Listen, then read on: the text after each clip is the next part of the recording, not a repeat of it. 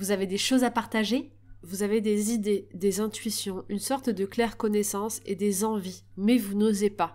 Vous avez envie d'écrire un livre, de créer un blog ou de créer une chaîne, mais vous n'osez pas, vous ne vous sentez pas à la hauteur. Vous avez l'impression de ne pas être légitime ou de ne pas être assez expert en la matière. Eh bien, cette vidéo est faite pour vous. Aujourd'hui, si c'est votre cas, je vais vous expliquer pourquoi est-ce que vous devez dès maintenant commencer à partager ce que vous êtes. En fait, c'est quelque chose qu'on me demande beaucoup. Comment est-ce que je me suis motivée? Comment est-ce que j'ai commencé à écrire des livres, à créer des contenus?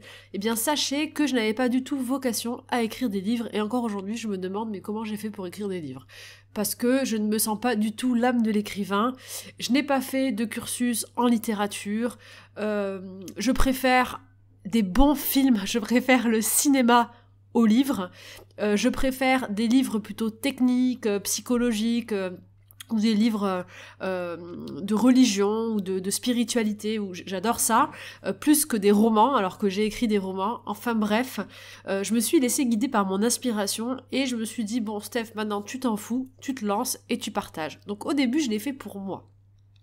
Mais quand j'ai commencé à écrire mes livres, certes, j'ai eu ce sentiment de ne pas être légitime, ce sentiment de ne pas être à la hauteur, d'être une quiche en orthographe, de faire plein de fautes, et j'avais la sensation que tous les grands écrivains du monde étaient des experts en orthographe, qu'ils avaient une langue parfaite, qu'ils avaient ça en eux, que c'était un don. Eh bien, sachez que pas du tout. En réalité, il y a des correcteurs qui passent derrière chaque auteur. C'est un travail d'équipe et on ne peut pas être parfait partout. Et en plus, donc là je donne le cas de l'écrivain, mais je viendrai sur d'autres cas après, il n'y a pas de case en fait pour être un bon écrivain. Et ce que je veux vous rappeler là maintenant, c'est que pourquoi est-ce qu'on écrit des livres ? Moi j'ai écrit des livres parce que j'avais des choses à partager. J'avais des histoires à raconter et je pense qu'avant tout je l'ai fait pour moi. Mais vous savez, dans les livres que j'ai pu lire, il y a plein de livres qui ont changé ma vie. Combien de fois est-ce que j'ai ouvert des pages où une phrase m'a marqué? Ça ne m'a pas marqué dans le sens où ça m'a forcément amené une vérité, mais en tout cas ça a déclenché quelque chose en moi et ça m'a amené à faire un pas dans une autre direction. Les livres que j'ai lus, des films que j'ai pu regarder, des vidéos que j'ai pu regarder sur YouTube ont été des déclencheurs, des révélateurs. Pourquoi ? Parce que chacun est unique et chacun a quelque chose à apporter. Il n'y a pas besoin d'avoir bac plus 30 pour pouvoir s'autoriser à partager un contenu. Parce que les gens, ce qu'ils vont trouver en vous, c'est pas une vérité absolue de ce que vous dites en fait, mais c'est ce que vous allez dégager, c'est l'idée que vous allez donner, ça va être un cheminement, un point de vue, une information que la personne va prendre et qu'elle va s'approprier.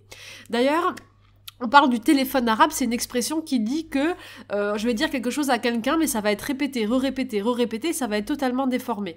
Eh bien, cette expression, on pourrait la reprendre au mécanisme humain de manière générale, c'est-à-dire que sur une vidéo ou sur un livre, vous allez prendre 10 personnes différentes qui vont le lire. Les 10 personnes qui vont le lire d'une façon totalement différente. Elles ne vont pas être marquées par le même chapitre, par la même phrase, elles vont pas l'utiliser de la même façon et elles vont avoir une compréhension totalement unique. Pourquoi ? Parce que ce n'est pas le contenu en fait qui compte, mais c'est la façon dont la personne va le recevoir. Et ça, c'est vraiment important. Ce n'est pas forcément le fond qui doit convenir à tous vos lecteurs ou à ceux à qui vous allez partager, et c'est souvent ce qu'on fait. On fait l'erreur de se dire « je dois absolument être sûr que ce que je vais dire, que ce que je vais faire va parler à tout le monde ». C'est pas possible. On est tous différents. Donc du coup, il faut plutôt vous dire « plus je vais être moi-même », avec vraiment ce que je suis en moi, sans essayer de partager des moules, des croyances ou des choses que quelqu'un d'autre m'a apprises, du coup, parce que là je viens répéter quelque chose qu'on m'a déjà appris, je vais plutôt regarder en moi qu'est-ce que je veux partager, et je le donne.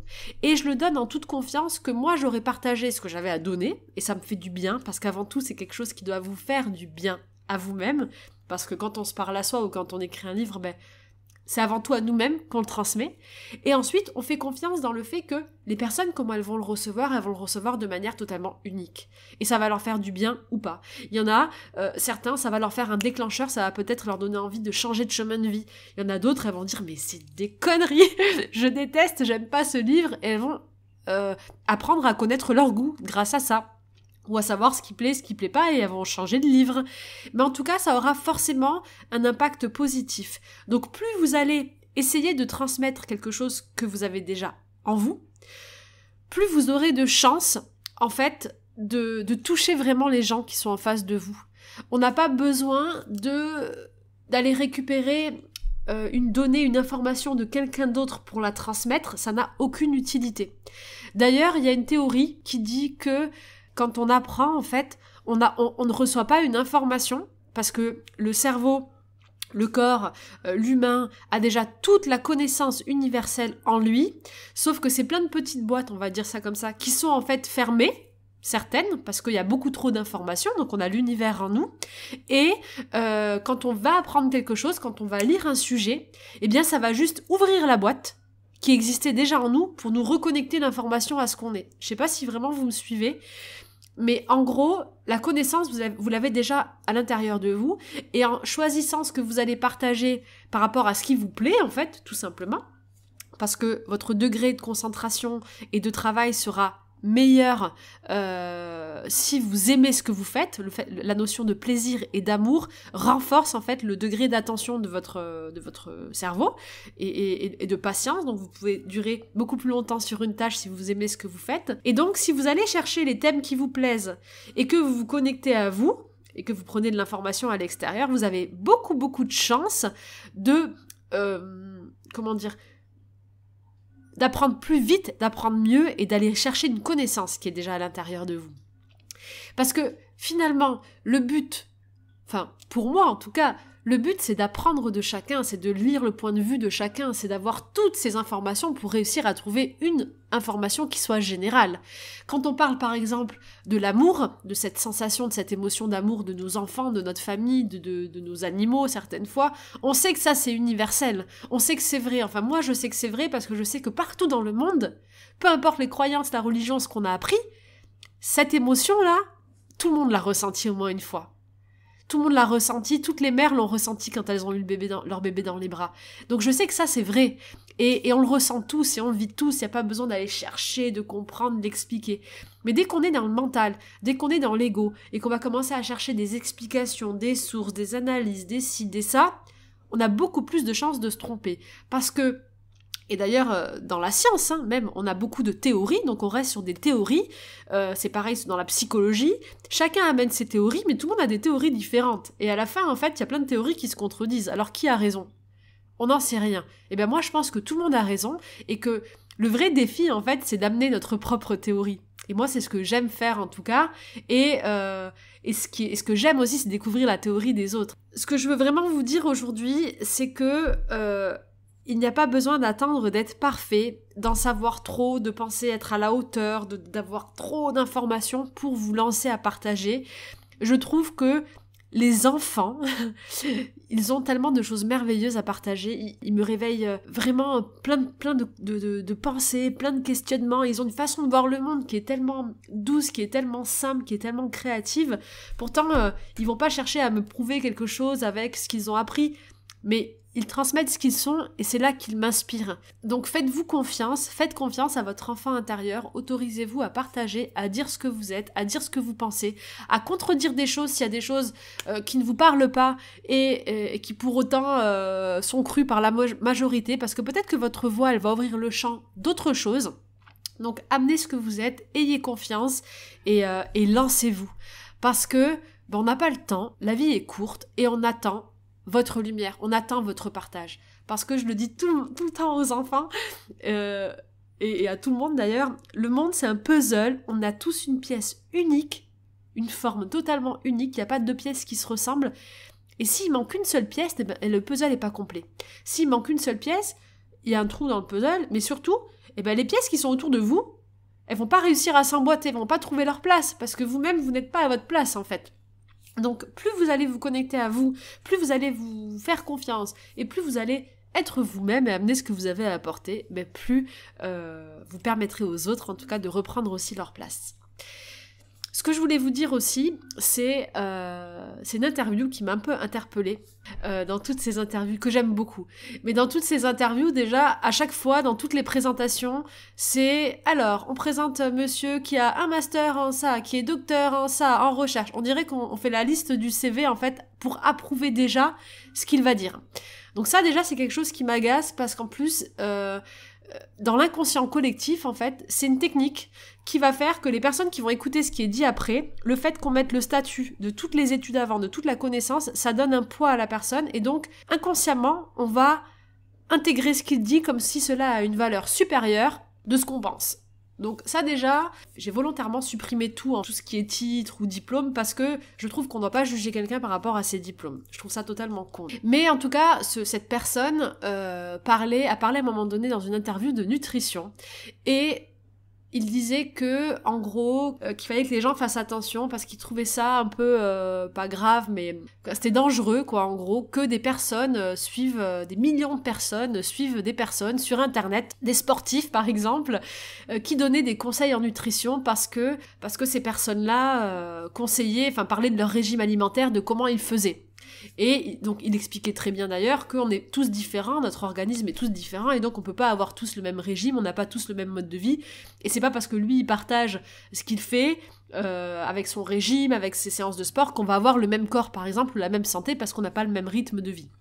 Et donc il mettait la parenthèse là-dessus en revenant sur le fait après qu'il y a des experts dans ce thème-là qu'il faudrait plutôt suivre. Je suis d'accord et pas d'accord. Je suis d'accord dans le fait que quand on suit quelqu'un comme ça, qui a plein de conseils, il faut se dire toujours que nous on est différents et qu'on est tous uniques, donc il faut prendre ce qui résonne en nous mais le tourner à notre sauce. Par contre, là où je suis pas d'accord, c'est que la personne qui a pas les diplômes et qui partage son expérience et qui a réussi lui-même à faire son sport, à changer de corps, à avoir une bonne nutrition, que si cette personne inspire d'autres personnes et motive, plus qu'un nutritionniste qui va vous dire comment faire, quoi faire, alors que lui-même, il ne l'applique pas, ou alors qu'il vous donne des conseils de sport, de muscles, alors que lui-même, il ne fait aucun sport et que ça se voit totalement physiquement sur lui. Enfin, moi, j'ai toujours préféré suivre l'exemple plutôt que ce qu'on me dit de faire, en fait. Donc, je suis d'accord qu'il faut les deux, en fait. Il faut pouvoir avoir des conseils techniques, mais s'inspirer des gens qui ont réussi, c'est aussi une très bonne chose. Pourquoi ? Parce que ces personnes-là, elles donnent leur point de vue, c'est un partage d'expérience, et c'est super riche, parce que la personne, elle a réussi à mettre ça dans sa vie. Elle a atteint un objectif. Donc, quelle personne plus inspirante que quelqu'un qui l'a déjà réalisé ? Que quelqu'un qui incarne, en fait, ce qu'elle dit ? Moi, je crois en l'intelligence de l'expérience, je crois en la recherche de connaissances, puisque la connaissance, on n'en sait jamais assez, et plus on cherche, en fait, plus on se rend compte qu'on ne sait rien, et qu'il y a toujours plus à apprendre. Mais je crois en l'intelligence de l'expérience et en l'intelligence de l'individu, c'est-à-dire que chaque individu est unique et qu'il a quelque chose à apporter. Et je vais beaucoup plus suivre quelqu'un qui a 5 ans d'expérience dans quelque chose que quelqu'un qui a fait 5 ans d'études et qui a 0 expérience. Parce que la théorie, c'est bien, mais la pratique, c'est encore autre chose. Et on est fait de matière, on est sur Terre, on est là pour expérimenter, pour vivre. Et moi, je m'inspire, vous le savez aussi, beaucoup des animaux, du monde du vivant, du monde animal, en fait. Et la théorie, pour moi, plus on est dans la théorie, plus on s'éloigne, en fait, de la vie, de l'instant présent, de la simplicité et des valeurs, en fait, fondamentales qui devraient être celles de la vie, en fait. Et pour vous donner un exemple très simple, je peux parler d'amour autant que je veux, je peux essayer de comprendre quelqu'un qui est en souffrance ou qui est fou amoureux, de comprendre ses émotions. Dans la théorie, je peux essayer de faire beaucoup de choses, mais ça sera jamais aussi fort et je ne l'intégrerai jamais autant que le jour où je vais vraiment ressentir cet amour à l'intérieur de moi ou cette peine à l'intérieur de moi. Donc la sensation, l'incarnation, la pratique et l'expérience sont pour moi fondamentaux. Et d'ailleurs, petite parenthèse, mais c'est quelque chose qu'on travaille beaucoup dans le programme Gardien de la Terre avec les enfants pour développer l'empathie, parce que théoriser ce que l'autre peut ressentir, c'est bien, mais quand on fait les exercices où on fait des jeux de rôle, je prends la place de l'autre et que l'enfant vit vraiment ce que peut vivre l'autre, c'est là où il intègre parfaitement justement l'empathie et qu'il développe cette capacité à ressentir et à se mettre à la place de l'autre. Donc la théorie et la pratique n'ont rien à voir. Mais bon, là je m'égare, tout ça pour dire que j'ai hâte d'apprendre de vous, j'ai vraiment, je vous invite si vous avez envie, parce qu'il y en a qui n'ont pas forcément envie de partager ou de créer, mais en tout cas si vous avez cette envie et que vous vous sentez pas à la hauteur, que vous voulez attendre que ça soit parfait, n'attendez plus en fait, foncez. Moi mes livres, ils sont bourrées de fautes quand je les écris, c'est une catastrophe. Quand je me relis, je me dis c'est pas possible que ça a été publié. Il y a des choses que j'écris et des fois je suis plus trop d'accord parce que j'évolue, je grandis, mais je me dis si je l'ai écrit à ce moment-là, c'est que ça a dû aider des personnes, ça m'a fait du bien, ça m'a fait grandir et j'en suis très contente. Et c'est parce que je me suis pas posé de questions que j'ai pu faire tout ce que j'ai fait et que je profite et que je me prends pas la tête. Parce que si on commence à se prendre la tête, on ne fait plus rien et en fait on vit dans le mental. Donc en gros, vous êtes tous merveilleux, uniques et extraordinaires. Le monde est un puzzle, il n'y a pas d'échelle de valeur avec celui qui est plus, moins, machin. C'est une échelle plutôt comme une toile d'araignée, tissée, un petit peu circulaire. Moi, c'est comme ça que je vois ça. On est tous complémentaires, comme ce puzzle. Vous êtes une pièce unique et vous devez absolument reprendre votre place, savoir quelle est cette pièce, qui est-ce que vous êtes. Et pour avoir des informations sur comment savoir qui je suis, c'est facile. Qu'est-ce que vous aimez ? Parce que souvenez-vous, on l'a dit juste avant, l'amour c'est la seule chose dont on soit tous sûrs et certains. Et donc, si vous vous laissez porter parce que vous aimez, parce qu'il vous fait plaisir par votre cœur, vous êtes sûr, j'en suis certaine, de ne jamais vous tromper. En tout cas, j'espère que cette vidéo vous aura motivé, vous aura donné envie de créer, de foncer, de vous lancer, d'écrire vos blogs, de faire vos vidéos, parce que vous avez tellement de choses à partager et c'est vraiment important de donner tout ce qu'on a à donner, de faire briller toute cette étincelle intérieure. Je vous embrasse bien fort et je vous dis à très vite.